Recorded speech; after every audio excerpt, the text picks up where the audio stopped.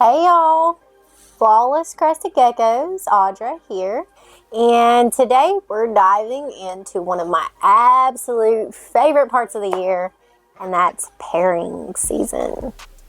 Or let's put it this way, decisions on pairing season. November and December are when serious breeders and even hobby keepers thinking of about their first clutch. That's when you start planning your gecko pairings for the upcoming season. But here's the thing, pairing the wrong geckos can set you back big time. So today we're gonna break down how to choose the perfect pairs, avoid genetic disasters, and plan your breeding season like a pro. Let's dive in. So let's start with timing. Right now, November, December-ish, it's the calm before the storm, right? Your females are finishing up.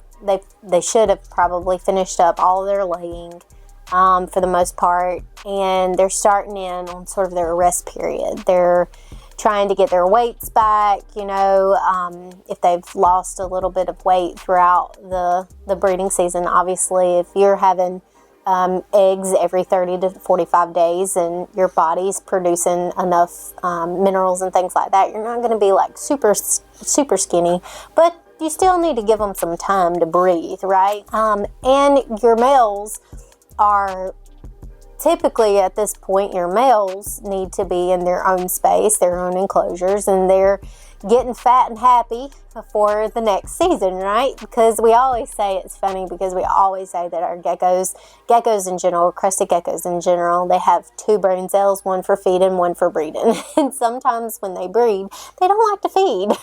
So it's very important to give your geckos some time off, give them that rest period. We don't keep our geckos together all year round.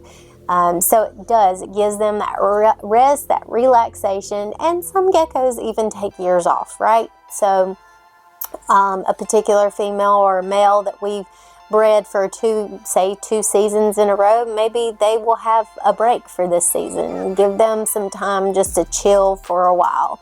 And it's funny because you'll know your males. Your males are ready to rip and roaring because they get so bitey when they get frustrated. So you'll know a lot of times when that male is like, okay, I've had enough rest. Now I need my woman. You got to give me my woman. But timing is everything, right? So you're going to want to review your gecko lineup at this point, evaluate their health and, their weights. Make sure they've got great calcium stacks. You're going to double check your lineage records. I always like to go back every year and just see, make sure I've got all my lineage correct and how it's logged so that I know exactly where I'm going with a particular project, right? It's just smart to kind of, because sometimes, clerical errors happen. So if you look back over your season and match it to your seasons before, you've got everything right. And it's good to do this now, the November, December months, because January, if you wait till January, then you'll be rushing. And that's when mistakes happen. That's when, pairing unfit females or mixing traits you shouldn't. This is when you almost need to think of it as like your pre-season strategy session, right? So let's hit the basics, right? Before we even start talking about colors and morphs, the basics are this. Make sure your geckos are at healthy weights, correct? So your females, everybody's got their own opinions on weights and things like that, and this is just what we have found to work best for us is our females. They, if they're tailless, they can be 45 to 50 grams. If they've got their tail, you kind of want to give them a little bit more, they're going to be a little bit heavier. So we look at more like 50 to 60 realm of grams. Our males, sometimes they can be a little smaller. Some males are going to be smaller.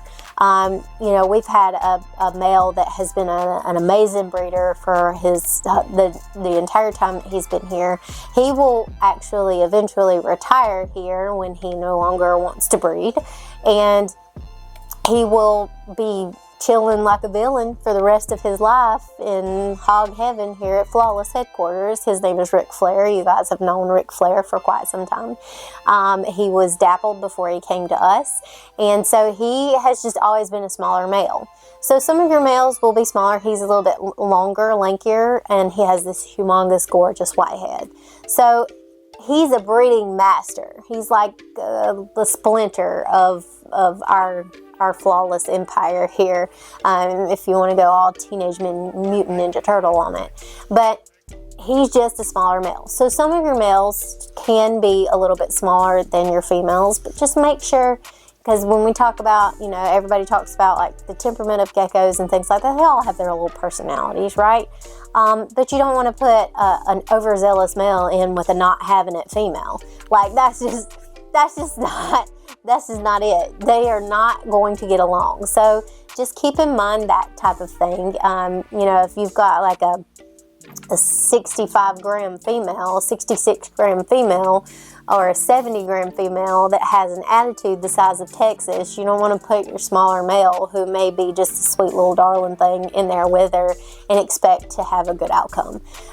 So just keep that in mind when you're moving through your pairings, because nothing worse than to really anticipate that pairing and, you know, it's all the right things. Everything works, and then bam, they're just not the right fit, right? The female just ain't having it. So, you know, things happen. It happens. But if you can start now in that November, December area of time in your season, then a lot of times those pitfalls and those problems can be avoided from the jump. Also, you're going to want to check for some things. You're going to want to check for stuck sheds, calcium issues, stress, because anytime breeding season hits, hormones are getting high, they're getting, you know, a lot more aggressive, they're getting a lot more excitable, and stress can amplify. So just make sure any issues that you see, you know, if you've got some humidity troubleshooting that you need to do before you have them in there together, messing up the enclosure together. If you have any humidity issues, if you have any, you know, calcium deficiencies, make sure you check those things before you decide on your pairings and before you put them in together. Are you ready to take your love for crested geckos to the next level? Welcome to the Flawless Crested Geckos Patreon, where passion meets opportunity. With 2 tiers, $50 and $100 a month, your membership is not just support, it's an investment. Every dollar goes straight into your very own Flawless savings account, ready to be used toward purchasing that gecko you've always wanted. As a Patreon member, you'll unlock exclusive early access to every single website update we have. That's 48 hours to view and purchase geckos before the public ever sees them.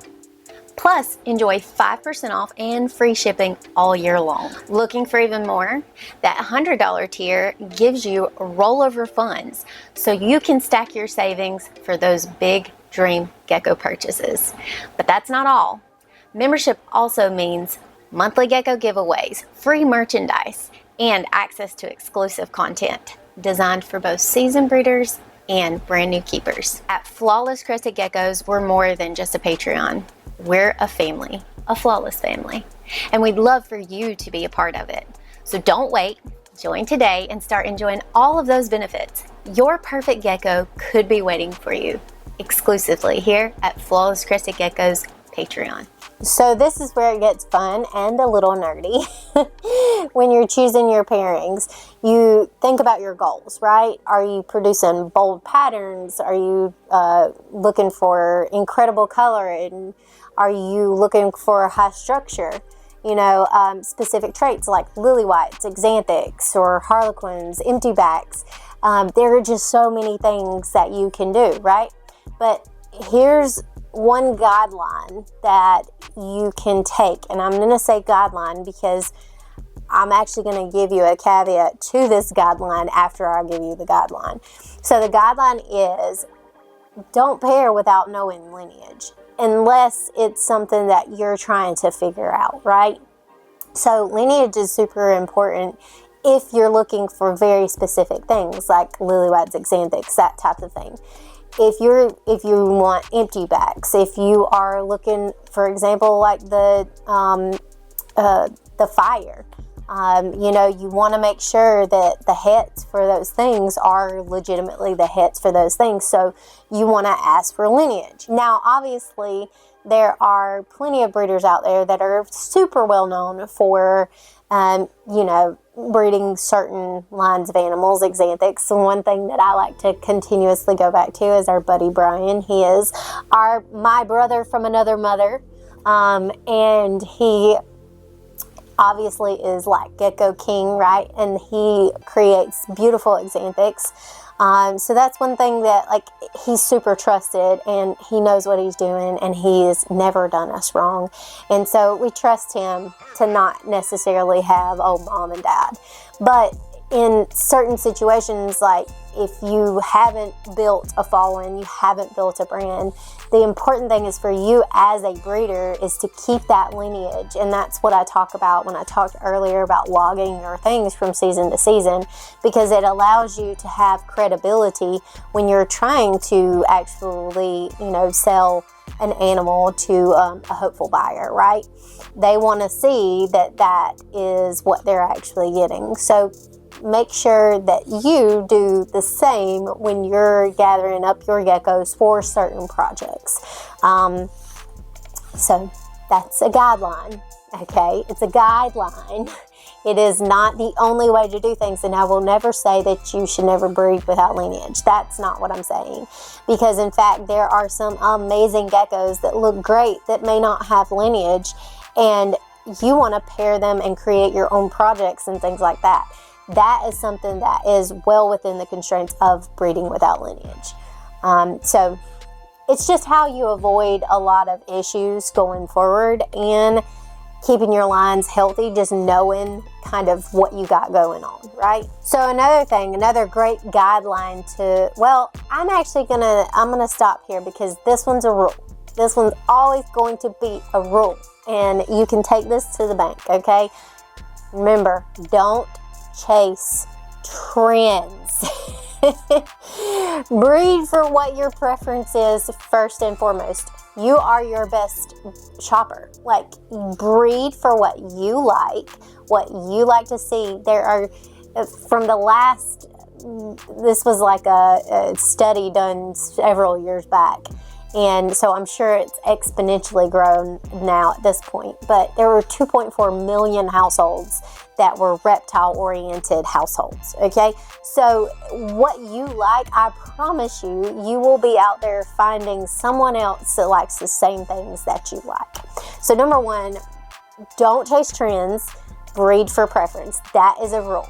Okay, breeding should also strengthen your line and not just create, you know, flashy morphs for quick sales.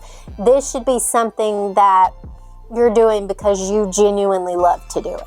Real quick, let's cover the biggest pairing mistakes that I've seen over the course of our 9+ years in keeping and breeding crested geckos. Number one, pairing underweight or young geckos. Please don't do it. It's not okay. Don't do it. You risk the health of that animal. You risk them dying on you, and it's just not something that's worth it, okay?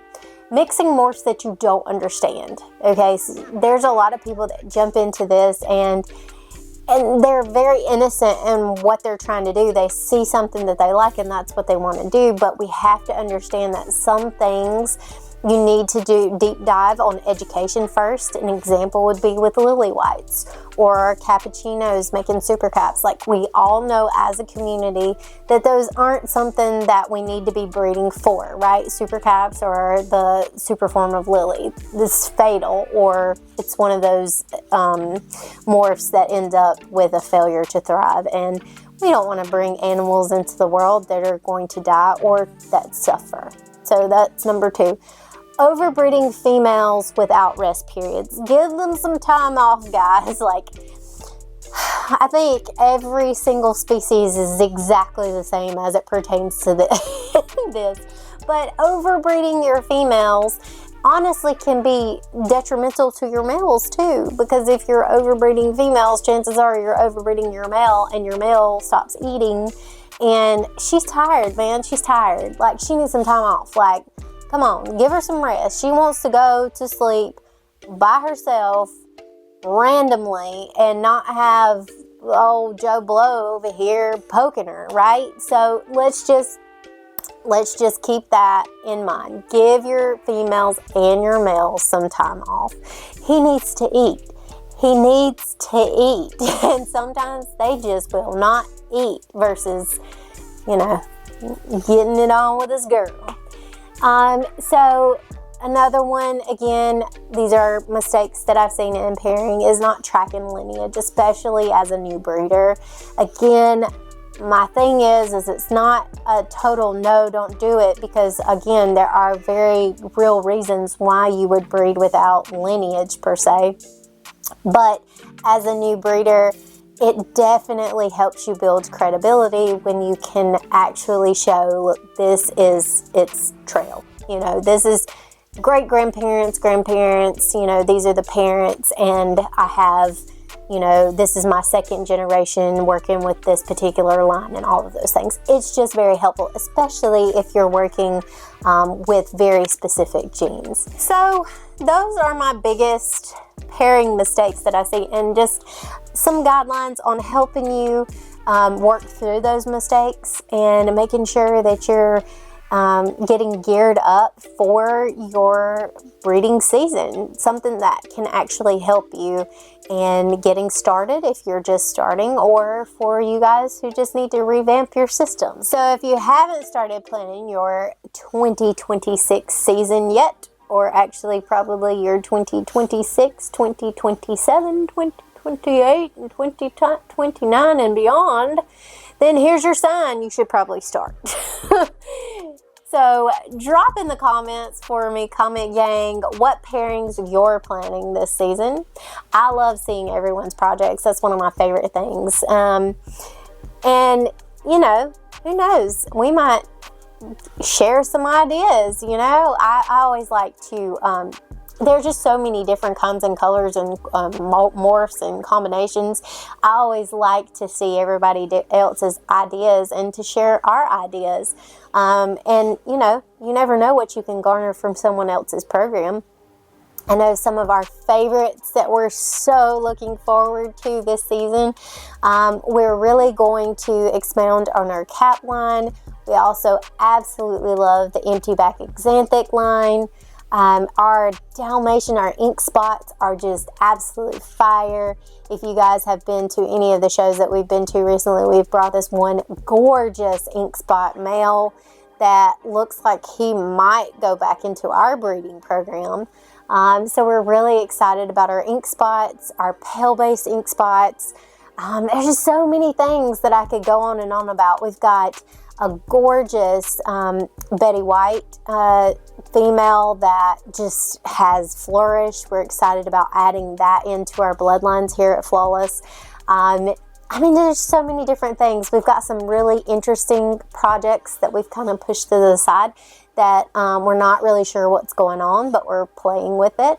So just there's so many things that we could say that we are super excited about. And of course, you guys know we love our high white extremes and our red and white lines, or sometimes it goes more towards like the highlighter red. That highlighter gene just pops, and it just makes the highlighter orange and the highlighter yellow mixed with the red, and it's almost like a neon colored gecko. But those are just some of like my favorites that I'm excited about. I mean, you could have just said, hey, just name all of your projects, and I would be like, okay. But make sure if you like this video, you know, like, subscribe, hit that notification bell. We can't wait to see what you guys are going to come up with next. So just remember, this is where your passion meets precision. So I'll see you in the next one. This is Audra with Flawless Crested Geckos, and I am out. Bye.